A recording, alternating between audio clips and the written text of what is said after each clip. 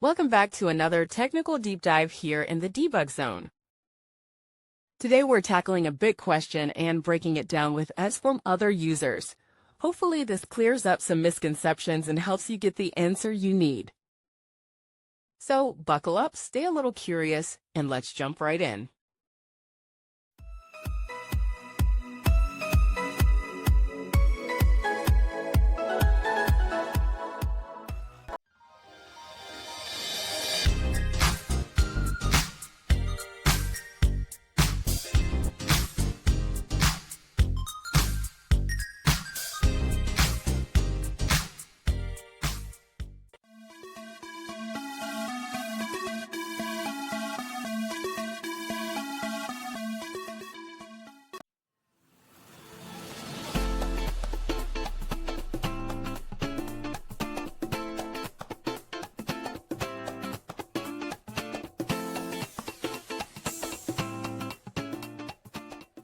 And that's a wrap.